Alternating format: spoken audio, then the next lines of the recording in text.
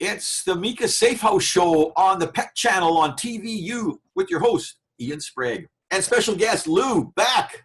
I guess not really back for us, but back for you.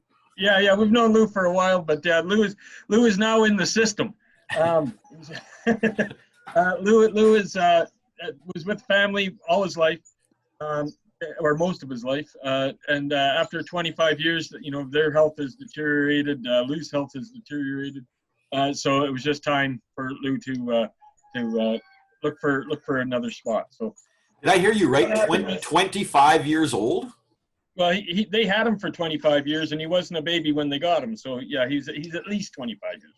And he looks, other than a little bit of ruffled feathers and a little bit of some sport performance nutrition, he looks like he's pretty good shape for a 27-year-old bird. Well, he's sure giving it a good go, but because of his diet kind of deteriorated over the few years here, and what's happened is that he's got himself a major vitamin deficiency, which is affecting his liver. So we're at the point right now where we've been to the vet, and the vet said, okay, well, he's going to have to take this. He has to take a vitamin orally every day. So we give him an extra little bit of vitamin, and we just have to up his diet, make sure his diet is as healthy as we can possibly make it. And so that's what we were going to talk about today. We were going to talk about fresh foods for these guys. Just having the fresh foods alone will prevent this in the future. So it's just something to stay on top of it. So I'll show you what I made this morning. This is the big bucket of food. You can see that. It's basically, I'll tell you what's in it because it's hard to kind of see. But this is what we feed the birds every morning, or a variation of this. So first thing that's in there is broccoli. Right? We like broccoli. It's a dark green vegetable. It's got lots of nutrients in there. We also have red pepper, lots of vitamin C, that kind of stuff. There's corn. Thank you, Tabor corn. It's that time of year where I've got a bunch of Tabor corn. I get up in the morning and I just scrape off some cobs and we got lots of corn in there. That's a good filler for these guys. There's peas. There's what else do we got in here? Broccoli, peas, spinach, Swiss chard. All these things are in there, chopped up nicely and just mixed together. And every day these guys get this food along with their pellets, right?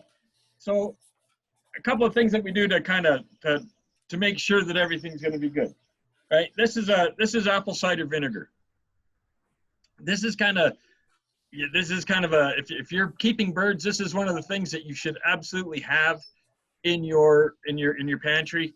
It's apple cider vinegar with the mother. That's the important part, right? And the mother, if you look at your apple cider vinegar, it looks like a slime that'll hang around at the bottom of the bottle. But you just shake it up, fill your sink full of water, and you put about half a cup of apple cider vinegar in the sink, and before you do anything with your vegetables to chop, you throw it all in there. Just let it sit in there for 5 minutes, and what happens is that mother that's in here, that's a microbacteria, and what it does is that any microbacteria that's on the vegetables and all that kind of stuff, that'll clear it off. So this is deep cleaning your broccoli before you eat it, basically. So once we do that, we just take the broccoli out or the vegetables out, give them a quick rinse under regular water, chop them up to bite sizes, or a little bit bigger, and there it goes. It's ready to go. I do this probably twice a week, if not maybe 3 times a week. I'll add quinoa to the chop. Now quinoa is basically, I would say it's a filler, but it's great at carrying other things, right? So what I would do is I'll boil up, a pot full of quinoa to go in our chop for people that just have 1 or 2 birds, a very little bit of quinoa, right? And then I add hemp oil to the quinoa. No, hemp oil is full of those fatty omegas that are really good for everybody. 3, 6, and 9 for this stuff, and it also has a bunch of extra vitamins and things like that. And you can give this to you can give it to yourself if you wanted to. You can give it to your dogs, your cats, anything with a heartbeat. This is fairly good for in moderation, right? Moderation is key with everything, and that in with the quinoa and in with the vegetables, it makes just a really decent kind of breakfast for these guys, and that's how I do it. So what we'll do is we'll give these guys every morning a dish with the vegetables, with the chop. That'll go in there, and they always have their pellets, their pelletized food that we talked about last week. That is always available, and a water dish. And so all we do is wait for the birds to have their breakfast. So usually by about lunchtime, they're pretty much done picking through whatever they're going to have. Because again, we've also told you about choices. The birds might not like red pepper, but his choice is between red pepper and green beans. So it just adds an extra level of choices, right? Choices are important, but his choice is never going to be something that's not healthy. So that's the big theory with that one. So we always make sure that they have the healthy choices. And then after, around lunchtime or just shortly after lunchtime, we take the vegetables out because, they're starting to get past their prime by then. And hopefully if we did it right, there's not very many left anyhow. And then we just wait until supper time. And then at supper time, they get like a nut treat. So that would have a little bit of seed, a little bit of nuts, walnuts, almonds, that kind of stuff. Granola, basically, and they can have that for their supper, right? But again, pellets are always available. Vegetables are available in the morning or during the day. And the granola stuff at night. So what we're hoping is that with Lou here, because you can see Lou looks a little. If you didn't know Lou, it's hard to tell, but his feather quality is really quite poor. He looks kind of dull. He looks a little ragged. Yeah, he's 27, but he shouldn't look like that. He should be, his feathers should be bright, vibrant. It should be a little bit sleeker. But it won't be much longer, I think. And with the new diet and with the vitamins that he's getting right now, we give him his medicine every morning. I'm hoping through the course of the shows here, I can bring him back in a couple weeks, and you say, "Wow, I don't recognize Lou. Eh? He looks completely different." So that's what we do. That sounds good. That sounds good. Now, protein in their diet is coming from the nuts for supper. Is that what you're doing? Yeah. Basically, that's where they get their protein. With a captive animal, a caged bird. You don't want to give them too much of the protein and all that kind of stuff because it gives them the energy that they require to live in the wild, right? They're not going to burn that kind of energy in your house, right? So you really want to be very careful about, and the corn, giving them too much. The corn doesn't get them all worked up. There's a lot of sugar in corn. It does, but it's not as bad. It's not the same. It's not the same quality of not strength too, right? Yeah. So, well, and I guess the other, we can get right into it with the vegetables. It also comes with fiber, right?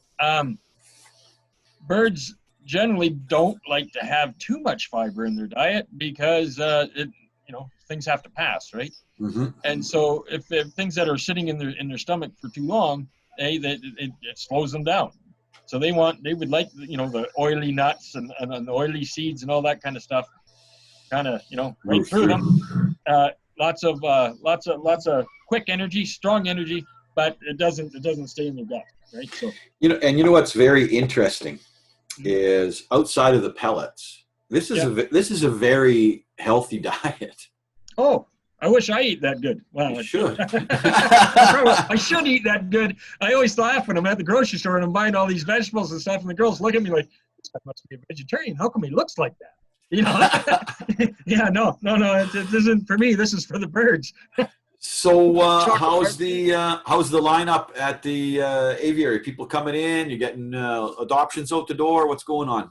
It's going. It's moving along. It's we've had. it's starting to slow down now. I think people are anticipating, with kids going back to school and then maybe work life getting a little bit more normal and stuff like that. So we'll see how it goes. I'm always kind of trying to figure out what the future holds. Well, we all do, right? It's our quest to estimate. How about more intakes? You were kind of thinking that when people went back there's to school. A couple more. They're starting to. That's coming up. There's another bird coming in this week. Lou was last week. We had another conure that was surrendered on the weekend. It's a revolving door. It's pretty steady. All kinds of reasons. Everybody's getting along. No one's challenging for the top of the fancy parrot food toys and stuff. It's still the same king and queen role in there. Oh yeah. Still Tico and Eleanor. They still kind of rule the roost. They tag team. There's two of them, right? What about that chicken, that rooster? Is he messing things up, or what's going on? Well, he's either going to have to start behaving himself a little bit better, or he's going to have to find a place where he can go out, because he's starting to get a little rammy. But we're hoping we got a couple techniques that we're going to work with him the next little while, and we can maybe get that out of him. What will that be? Single tap out with Tico? You're going to just let Tico teach him a lesson, or what? No. What we'll do with the rooster is, again, diet modification. Okay. Right? Okay. Bring his protein levels down. Hey. Chill, bird, chill. Yeah. Yeah, calm her down a little bit. And you know what? And the other thing that you can do that's been really helpful, and it's helpful with us with parrots that get the same way, is we give them something that they can really hate. So here's a stuffed animal. You go kill that thing. You take all your aggression and here's a punching bag basically. You go at it. And what do you think for the rooster? What are you going to get him? I don't know. Maybe I'll get him a little stuffed pig or something like that. Peck at that thing. I want to see the footage. I want to see. Life at times with the rogue rooster in a parrot world. That's it. Meika's Safehouse on the Pet Channel with your host Ian Sprague, only on TVU. Right on. You guys have a good week.